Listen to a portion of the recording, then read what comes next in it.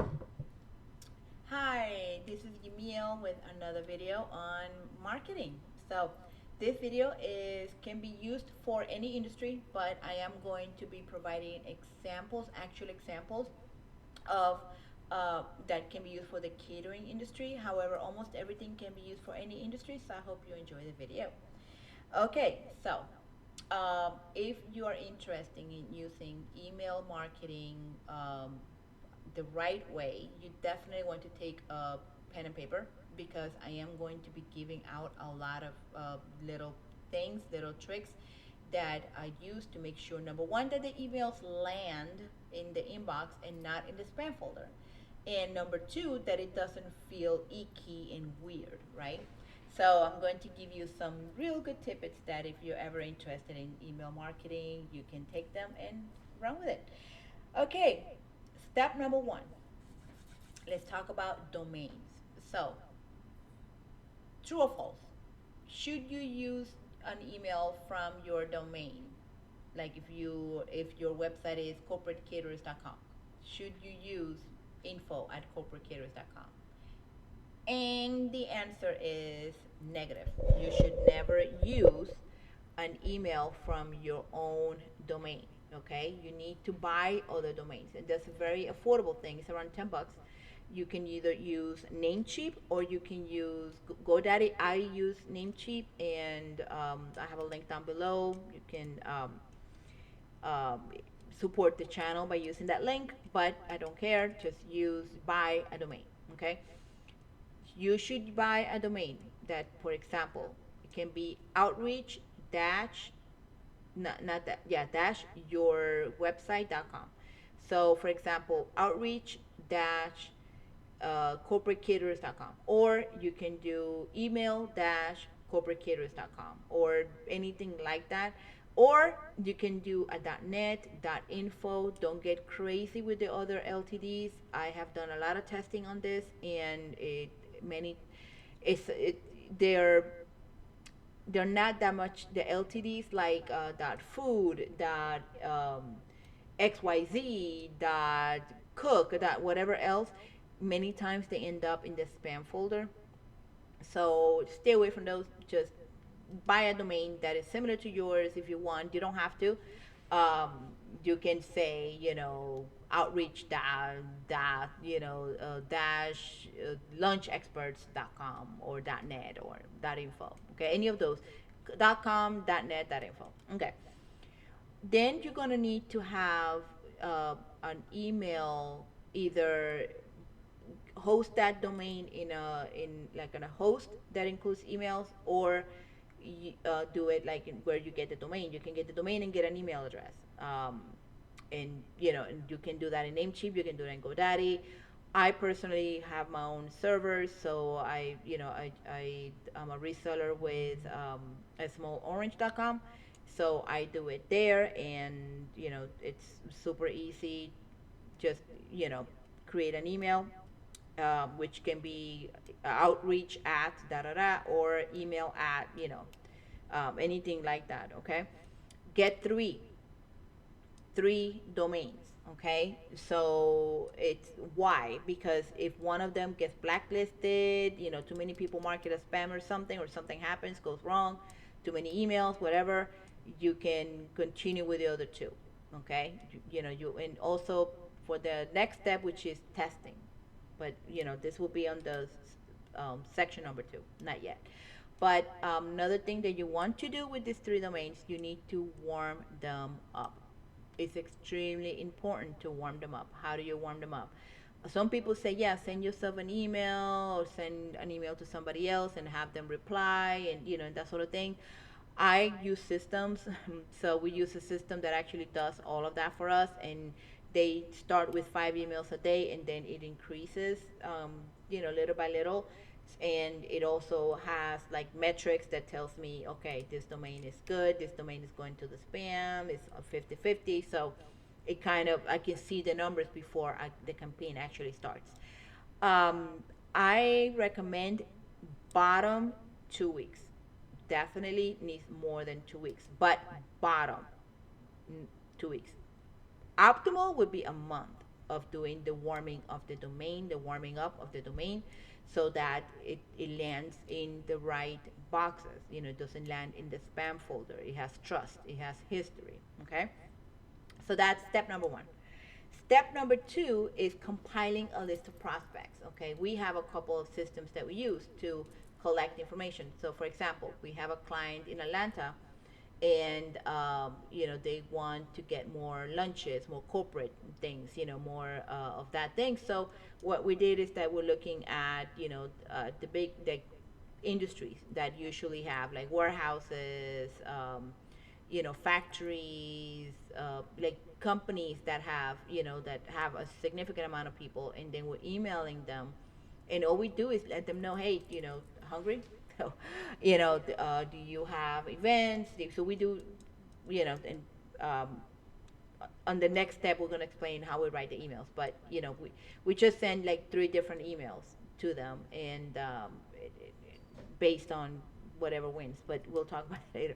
But the prospecting is creating the database, cleaning up the emails, making sure the emails deliver, that they don't bounce. So we extract, we compile all this data from different sources, and then we remove duplicates. We make sure that the emails don't bounce, because that also affects the ability to deliver on those domains. So we want to make sure that we get as little bounce as possible. Bounce meaning the emails didn't go through. All right, so that's step number two, and that this actually is the step that take a while. So while the domains are warming up, I am scraping, I am researching, I am compiling a list of prospects to send it to.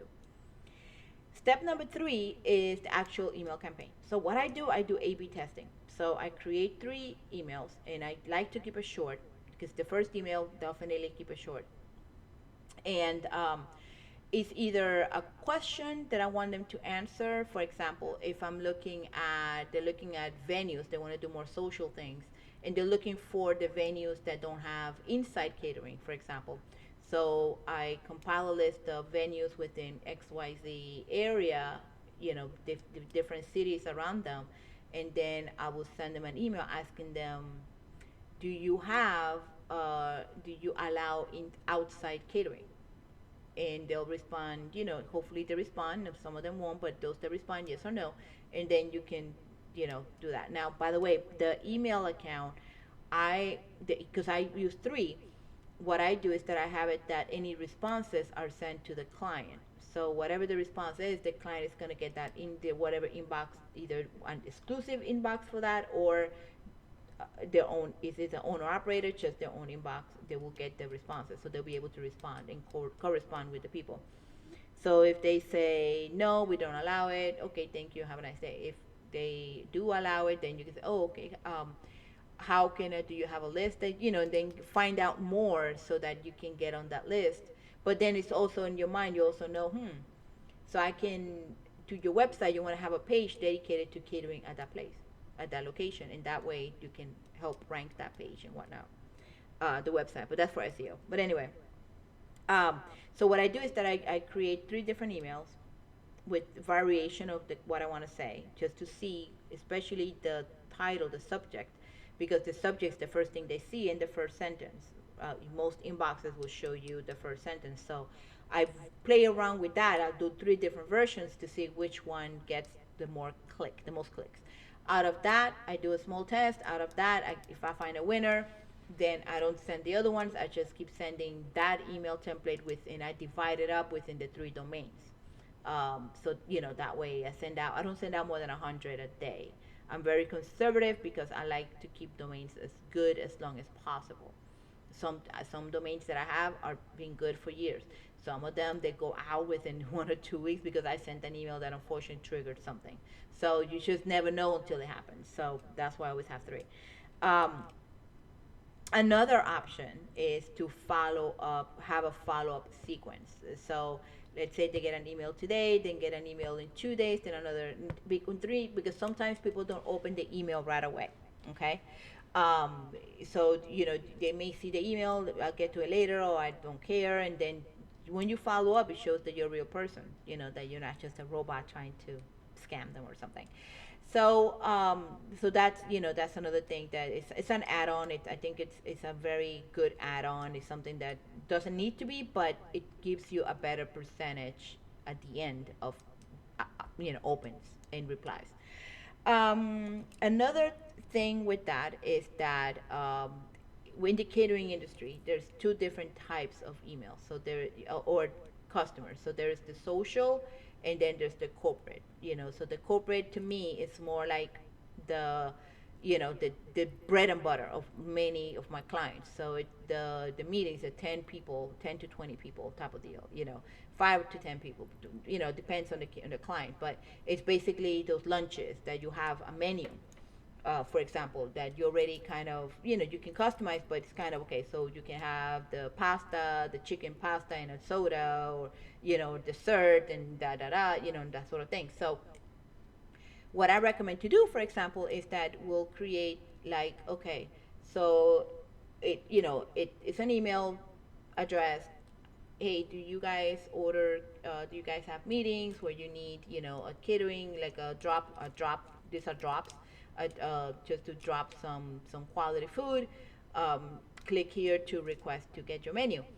Instead of getting the menu right away, I like to put it behind a wall. So I like to put it behind a wall where they give me their email address. And then what we do, we'll either give them access to the menu, or we email it to them, let them know, hey, check your email, it's in your email. But either way, the bottom line is that you're able to collect that email, and then you can send them newsletters, because at that point now you know this person is definitely interested. If they don't reply and they don't communicate with you, there's no point, because after following up, if they don't do anything with it, because maybe that's not even in your radar. Maybe they don't do that at all. They don't care about getting menus and whatnot. So, but at least by having that email, you already know this person is, if we have a new menu item, if we have a sale, if Thanksgiving is coming up, if Christmas is coming up, you can email them and say, hey, and then you can be a little more personal, and definitely keep that relationship growing and build it. And then you have the social. So the social, the venues, wedding planners, event planners, and so those will be a different type of email, where you're really looking at establishing a relationship with the venue, establishing a relationship with the wedding planner, the event planner. You just want to kind of get a foot in the door. If it's a wedding planner, I always, if you have enough interest, and you can let them know, hey, I am thinking, we're catering in Atlanta. I am thinking of setting up, like a networking event where you guys can network with other people in the industry, and do a tasting. Would you come? Just that simple. Would you come? And then, and you get some that are not going to reply, but you may get some, yes, I would love to come. And then, and then just book a hotel, conference place, one of those little, Hampton Inns. They usually have like a meeting room. You book it, and send them an invite, and get to know them, and get to build a relationship, and set up a tasting, and maybe have a couple of them speak, about what they do, or their venue. Maybe, you never know. You never know what you can do. But there's a lot you can do once you have that kind of relationship, that kind of in. Um, so yeah, so these are the different steps that I take. If you're interested in our services, our email, there's an email particularly for this, service, the email, cold email campaign, outreach campaign. And you should send us an email, and you will automatically receive our proposal. It's very easy to read proposal, very short and sweet, and it has different options based if you already have domains, if you already have a database to work with. We can work with you as well. And also the add-ons are there, will be there as well, giving you the option to do the follow-up email sequence as well to it. Okay, but I hope this helped. Please let me know, where are you from, what industry are you in.